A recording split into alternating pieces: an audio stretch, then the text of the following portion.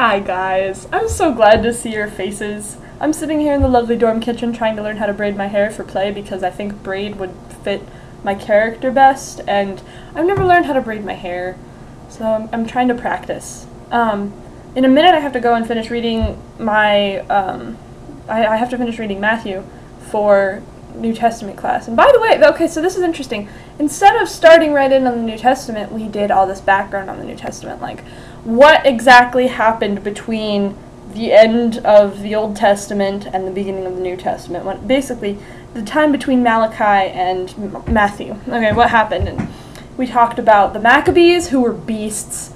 Okay, so what happened first was they were under Babylonian control or not Babylonian, but Persian control for years and years and years and years. And then the Persians went to war with the Greeks. And the Greeks beat them soundly with Alexander the Great. And Alexander the Great was cool, man. I mean, you know, he basically was so scary that the leaders in Israel were like, you know, we don't want to fight you. So they basically walked out, they welcomed him in, and he came in and he visited the temple and he accepted their surrender and he said, "Ha, guess what, you're Greek now." And then left and moved on to another city. And for years and years they were basically at peace with the Greeks. But then Alexander the Great died, and his kingdom was split up into 3 parts. And Israel belonged to this guy named Seleucid. And the Seleucids were rude. They were really mean. There was this guy Antiochus, and he actually defiled the temple, okay, which you don't do that because the temple was their thing. It's not like, you know, someone breaking into a church or burning down a church, because it's more like someone, it's like if we were Catholic, it's like someone murdering the Pope or burning down Vatican City or something like that. It's not even a really good... Anyway, the temple was the most sacred thing ever, and he slaughtered pigs in it, which, if you know your Mosaic law, you know that that is not kosher. So, and he killed people off, and he was ruling with an iron fist, and then the Maccabees showed up, and the Maccabees were this family of brothers.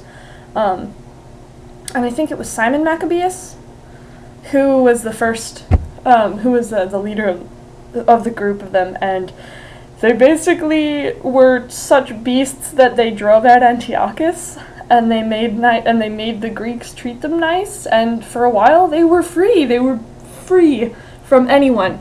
And then the Romans came, and the Romans are like, yeah, no. The Romans took over at about 63 BC. The Romans kind of had this idea that, like, hands-off kind of ruling, like, you can basically have your religion, just pay your taxes.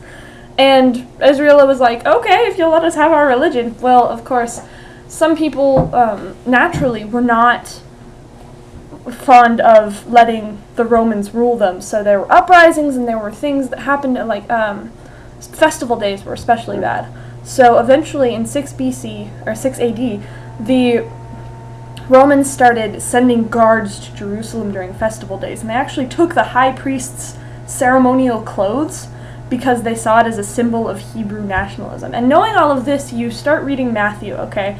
And you realize that the Jews were really expecting another Maccabee.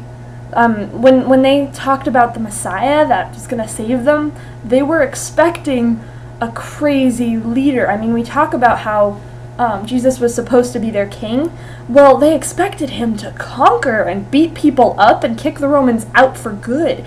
And when he didn't, they're like, what is this? Okay, because he would be saying stuff like, "Blessed be the peacemakers."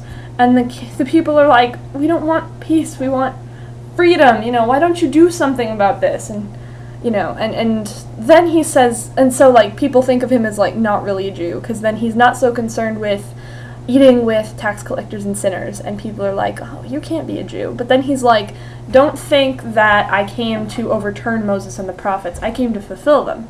And it's all really, really interesting going into it with the history. Context is super important. I got like 30 seconds left. We need to think of a punishment for Emma. She went over 9 minutes. Shame, Emma. Shame. Also, she used the wrong word for the title of this, and I'm sorry, Emma, the line is so good otherwise, but a stag is a deer. You're looking for the word colt. I love that line, though. I loved hearing about you guys, and oh my gosh, I missed you so much. I love you all very much.